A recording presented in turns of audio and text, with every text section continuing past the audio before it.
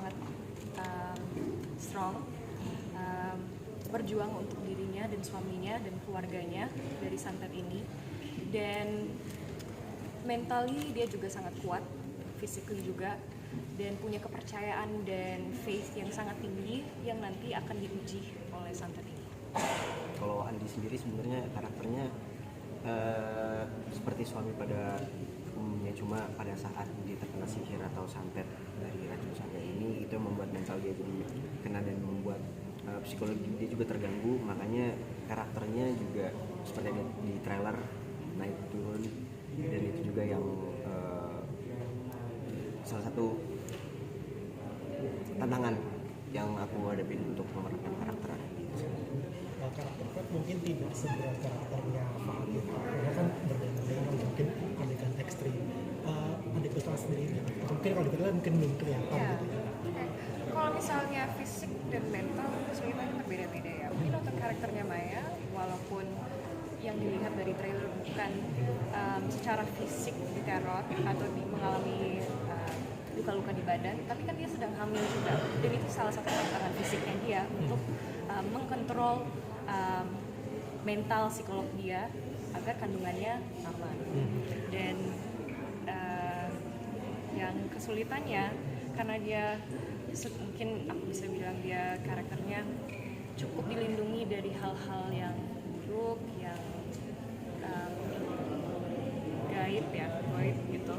Jadi ini pertama kali dia bisa merasakan itu, dan cara dia untuk merespon, untuk menghandle semua itu tantangan dia, karena dia juga istri yang sangat sayang sama suaminya, dan dia harus kontrol dan ya take care of the family. Mungkin saya tadi persiapan apa belajar bahasa Dayak dan juga apa bahkan sebagai perempuan hamil kan kesulitan juga kan, mungkin prostetik juga kan mungkin gimana. Iya. Nah itu gimana persiapannya, risetnya mungkin masih dua hamil. Persiapan karena sudah ada toko asli, jadi banyak tanya ke toko aslinya sendiri ya, karena apa yang dia alami ya yang dia alami sama toko asli. Ada prostetik stomach pasti yang harus dipakai, dan itu lumayan cukup berat juga. Dan itu sangat membantu sih untuk merasakan beneran ngerasa beneran lagi hamil, sampai jalannya itu ke bawah, cara duduk dan lain-lain. Apalagi kita kamu 2 kali ya? Emosi ibu hamil juga, iya, harus emosi ibu hamil kan naik turun juga, jadi itu yang harus dipelajari juga. Kamu main di film horor 2 kali, main jadi berperan sebagai perempuan hamil tuh gimana? Di tahun yang sama juga. Kenapa ya? Itu juga membantu sih, mungkin karena sebelumnya sudah pernah. Tapi gimana ya? Ya emang itu salah satu hal yang wanita harus ngalami, dan karena umur aku mungkin sudah pantas untuk memerankan ibu hamil, jadi ya. Saya mau tanya ini dong soal syuting di Banjarbaru itu. Seperti apa sih, emang berapa persen untuk syuting di sana, dan seperti apa kayak lokasinya, pemilihan secara teknisnya kan setahu saya Kalimantan itu juga medannya cukup berat ya, gitu. Iya. Jadi sebetulnya lokasi yang kita ambil di Banjarbaru itu eksterior. Jadi interior film di Jakarta kebanyakan eksterior di sana gitu, di sana. Memang banyak challenge-nya tadi, makanya kita harus bangun set yang asli di Jakarta. Karena waktu kita mau syuting harinya nggak bisa dipakai karena hari suci buat mereka ada sesuatu di sana gitu, karena balai adat kan. Dan itu ada hal-hal yang nggak boleh disentuh, harus begini, harus dibawa orang dari sananya, harus didoain gitu. Jadi banyak kesulitannya, tapi banyak juga yang kita dapat yang sangat bagus di sana. Dan akhirnya ada beberapa saat di mana mereka ingin kita bawa ke sini. Jadi ketua adatnya segala macam yang akhirnya datang ke set kita. Berarti ada juga yang acting aktornya dari aktor lokal gitu ya? Iya, ada beberapa pemain yang emang asli Banjar. Jadi bagi mereka yang sekarang lagi di Banjar harus Banjarmasin harus sangat bangga karena ada pemain lokal juga. Di balai adatnya itu yang ngelakuin ritualnya harus mereka, nggak boleh orang di sini. Kita nggak boleh cari aktor di sini. Jadi kita terbangin semuanya dari sana. Apa yang Bapak yakin tentang racun sangga ini? Yang Bapak yakin mengangkat film ini ke dalam film ini? nomor satu true story-nya yang saya bilang tadi ya, itu ya. Kedua adalah intensitas ceritanya. Waktu saya baca pertama kali nggak bisa dibacanya sama ending gitu ya. Mungkin itu yang bikin film buat saya jadi menarik. Karena kalau saya udah tahu apa yang bakal terjadi, tinggal tunggu ending aja, itu boring ya menurut saya. Ini intensitasnya sih. Menyambung tadi sambung soal itu, jadi Frederica sama Fahad juga nggak ikut ke itu, jadi benar cuman buat nggak ikut syuting di Banjarbaru atau? Kita bangun setnya di sini. Jadi Kalimantan. bawa Kalimantan ke sini, orang Banjarnya datang ke sini, mereka nggak bawa di sini gitu. Karena di sana tidak memungkinkan. Tapi ada scene-scene yang di mobil segala macam ada di sana. Oh, oke. Jadi ada campurannya, harus lihat dulu filmnya. Sama berarti syuting di sana atau di sini aja? Dia apanya?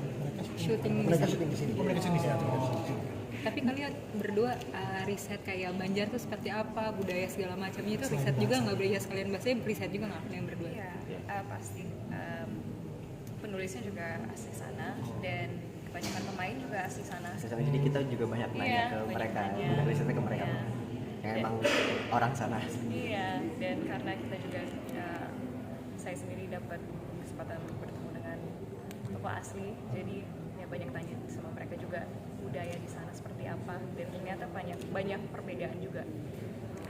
Saya belum penasaran apa sih dalam pikiran kamu waktu kalian dipercaya sebagai pemeran utama di film ini. Apalagi tadi kan kayak Fred bilang katanya bahwa kita dipercaya sebagai pemain baru gitu loh. Tiba-tiba sekarang jadi pemeran utama gitu. Waktu pertama akhirnya gue dapat peran ini, apa sih yang di dalam pikiran kalian?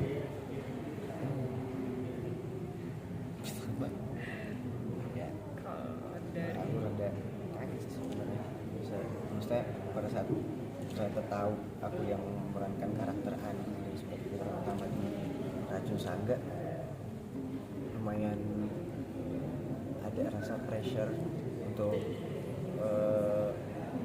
bagaimana memerankan karakter Andi ini, apalagi aku juga baca dari threadnya juga yang benar yang tadi kata Pak Suli bilang, intensitasnya juga benar-benar nyata banget, dan itu yang aku pikirin bagaimana caranya aku bisa mendeliver itu semua ke dalam film, intensitasnya dan lain-lain. Itu pertama kali banget aku pikirin pada saat tahu aku melakukan. Kalau saya sendiri pas tahu ini cerita asli, cukup ini ya, kaget karena tugas ini lumayan berat sebagai aktor yang baru untuk memerankan tokoh asli, banyak tantangannya. Jadi awalnya kaget, tapi siap menerima tantangan tersebut dan sangat bersyukur sudah dipercaya sama Soraya untuk memerankan Fred baca Maya. juga. Baca juga, pas tahu mau ada casting untuk film ini, sebelumnya pasti research dulu tentang Frednya dan sudah tahu ceritanya, dan ternyata menarik sekali, dan skripnya juga sangat menarik sekali, makanya sangat pede untuk dan sangat antusias banget untuk main di film Racun Saga. Terus lagi main film horor dua film itu dari sana. Jadi pemeran utama juga gimana kesannya lalu apa ya gimana kesan-kesannya apa ini teman juga karena kamu di film horor gitu. Ketagihan berarti Ketagihan, aduh. Sebenarnya menurut aku setiap judul walaupun itu temanya sama ya, tapi ceritanya sangat berbeda. Tidak ada horor yang sama, mungkin genre-nya horor tapi mungkin direction-nya sangat berbeda. Direction-nya Racun Saga sangat berbeda dibandingkan film-film sebelumnya. Dan saya mau bergabung di Racun Saga bukan hanya tentang skripnya saja yang bagus, tapi saya juga melihat direkturnya dan produsernya dan penulisnya juga. Boleh saya tahu, nyambung dari tadi, produksinya jadi berapa lama ya Pak? Maksudnya di waktu yang bersama dengan Syutingnya berapa shoot, lama? ya. Productionnya 2 bulan, syutingnya 31 hari, 30 hari. Sudah termasuk yang di Banjarbaru itu? Iya, ada 1-2 hari tambahan terakhir itu, tapi sekitar segitu kira-kira. Kalau skripnya lebih panjang, 7 bulan, 8 bulan skripnya.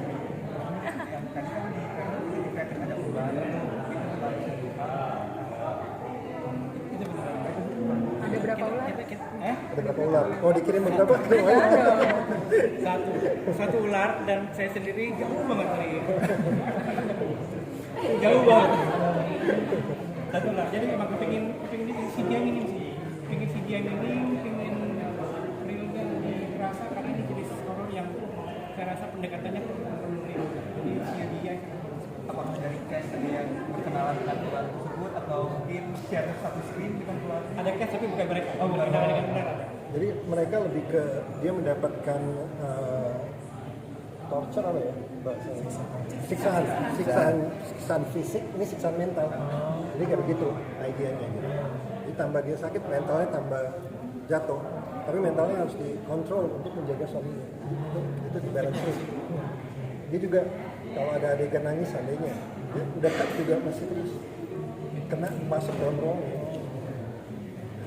Berarti selain ini juga tadi dialek, itu emang untuk itu ya kalau diberikan dengan karakter yang gitu. Harus, karena ini cerita asli, harus semaksimal mungkin. Dialek kan salah satu aspek dari memerankan itu masih. Kan tadi bilangnya ke bawah gitu sampai orang kan berdialek itu lepas dari dialek kita tuh kapan tuh setelah syuting? Sebenarnya setelah syuting sudah bisa lepas dari dialeknya, tapi ada beberapa momen di mana ada beberapa kata-kata yang lupa, jadi masih ke bawah Banjarnya, dan emosinya suka ikut ke bawah juga karena lumayan intens syutingnya. Kita syuting lebih dari 1 bulan ya, 30 hari, jadi ya susah untuk melepaskan momen dan memori-memori sama syuting itu. Mas Rizal boleh share nggak keseruan syuting sama orang Banjar langsung di Jakarta? Mungkin ada yang atau yang mungkin juga ada kejadian-kejadian mistis juga pas syuting di sini walaupun di studio gitu. Ya maksudnya saya sendiri ada penerjemah. Karena kan mereka berbicara bahasa Banjar, akhirnya saya bicara ini udah gini. Jadi akhirnya dari interpretasi itu menarik sih karena saya juga takut salah ya. Jadi saya pun juga selain didampingi sama dialog coach, tapi juga khusus untuk adegan itu yang dimana Pak itu saya coba direction dari saya sangat minim. Saya ngambil. Jadi mereka melakukan adatnya, saya di situ ngambil untuk adegan itu ya. Jadi terutama di situ saya directionnya sangat minim sekali. Saya bahkan cuma kepingin tahu ini dari sini kemana dan kenapa, tapi selebihnya saya nggak masuk kepada dalam Pasang banyak kamera dong berarti dalam satu ruang atau gimana? Enggak sih, karena rumitnya dengan banyak kamera adalah lightingnya akhirnya beda-beda dan kita nggak mau akhirnya lightingnya beda-beda. Jadi kita kepingin lightingnya konsisten, akhirnya kita pakai 2 kamera, tapi konsekuensinya adalah ulang terus kan, dan itu intens, tariannya itu intens. Jadi cukup sesuatu yang menurut saya sangat rumit sih ngerjainnya. Oke. Udah kalau dari saya. Jadi 12 Desember 12 Desember 2024. 2024 ya. 1, 2, mulai.